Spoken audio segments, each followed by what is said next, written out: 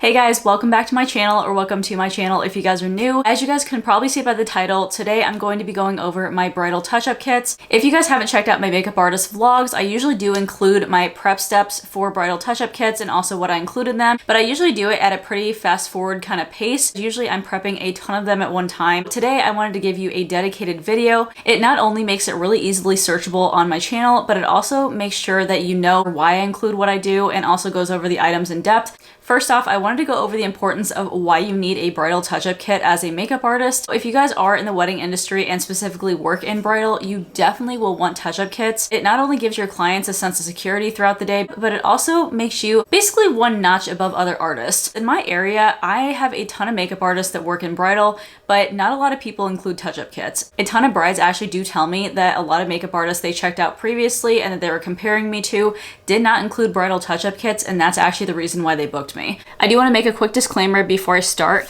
You do not need every single thing inside of this touch-up kit. The only things you absolutely need inside of there is going to be your lip color and some sort of blotting paper or blotting powder or something like that. You don't really need all the extra things that I have in here. I just personally have built mine up over time. Everything I'm going to be mentioning, I also will be linking down below just to let you guys know, so just check out the description for the links. So first of all, I usually have one of these organza bags. That's what they're called. They're just like jewelry drawstring kind of bags. They just kind of pull here. I like to make mine in white because bridal is white usually. So usually what I do first is include a couple of business cards. I'll just grab my business cards here. And this is the point in time where I'd usually grab oil blotting sheets for these, but I ran out of oil blotting sheets completely, so call me unprepared. Usually what I do with the oil blotting sheets, I'll stick a couple of them behind my actual business cards, and then I'll use a bobby pin and clip them to my business card. This way people not only have blotting sheets, but they also will have a bobby pin that they can also use too throughout the day. If the hairstylist leaves and they have a couple of pieces that fall, they can always clip it back with that. Let's just pretend that I have oil blotting sheets on here and a bobby pin. So I'm just gonna go ahead and stick them right inside of here. And then all I'm gonna do is also start including a couple of sample jars. So I think these are just like little 3-gram jars, I wanna say. They do actually come with these labels. I think realistically, you're supposed to stick the labels on the bottom, but I like to have mine on the top just so you can easily read what I put on top. I'm gonna go ahead and make one for lip color and then one for powder. This is completely up to you. I only do this for the bride's makeup application just so I don't have to like go through a ton of labels, but I usually do use this label maker. This is the Dymo brand label maker, and they just have 1/2-inch labels on here. All I'm gonna do is just say the name of the person and then put lips, and then I put the name of the person and then powder. That's how I label mine, just so they can easily recognize which one's which. So then that is how it looks right here. You can also handwrite them on top too. I would highly recommend writing it with a Sharpie. After you have the 2 labels made, this is the other one by the way, I'm gonna go ahead and take some scissors and cut this. You have 2 different jars here that are properly labeled and you can read them really easily. I will go ahead and fill up my powder jar. For powders, usually what I do for people is I use a translucent powder, so something that can work for very fair complexions all the way up to really deep ones. I did used to use the Laura Mercier translucent powder, but I've recently switched to the Patrick Star One Size Beauty line, and that's actually been working really well for me. It also comes in like a huge jar. So I'm gonna go ahead and just kind of start dumping this into the cap like so. And that's what it looks like there. And then usually what I like to do is I like to just take a Q-tip, then I'll just start scooping up the powder and then just putting it into the little jar.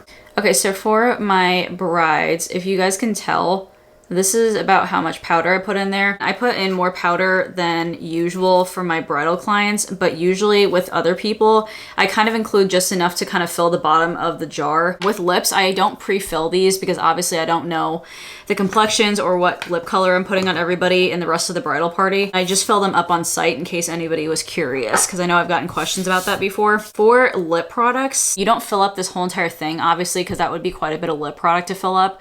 I would say to fill up at least enough to have somebody be able to touch up their lips twice. All I'm gonna do is go ahead and drop these inside of the touch-up kits here. Obviously they need applicators for the lips and then they need applicators for the powder. So I like to include a couple of different doe foot applicators here. I like to include 2 per person. And then I like to include a little wedge sponge, just a disposable for the powder, and that's usually what they touch up with. I also include 2 little Q-tips inside of here. You just never know what Q-tips are needed for sometimes. Then I also like to include a Neutrogena wipe here. This is just a single-use makeup remover. It just makes it a little bit more hygienic. The only reason why I switched to the Neutrogena ones is because they're more of a recognizable brand. I feel like people are less likely to be sketched out about it if they're a brand they recognize. So that's why I switched to the Neutrogena ones. Plus they're just really cute because they're like a mini version of the regular ones. I don't know. I'm just all into like mini things. Then the last thing that I usually do for my clients is I usually get them a thing of lash glue.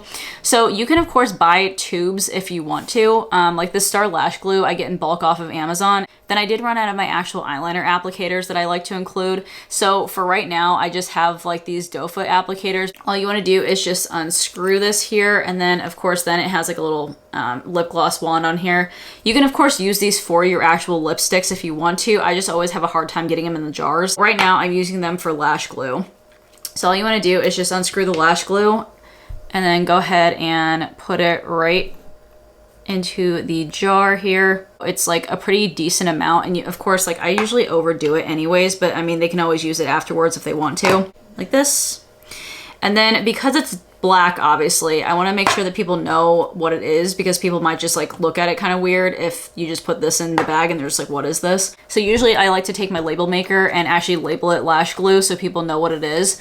So I just have my little label right here, and then I'm just gonna go ahead and stick it to the side there. So that's what that jar looks like now. That is pretty much what my touch-up kits look like. They're honestly very cute looking and everything, and brides really, really appreciate it. I feel like brides nowadays are a little bit pickier when they pick up vendors because weddings are obviously becoming a more expensive and big thing. They want to make sure they're spending their money in the right places, so that means that they're going to be shopping around for vendors. Makeup artists are becoming a huge thing now too.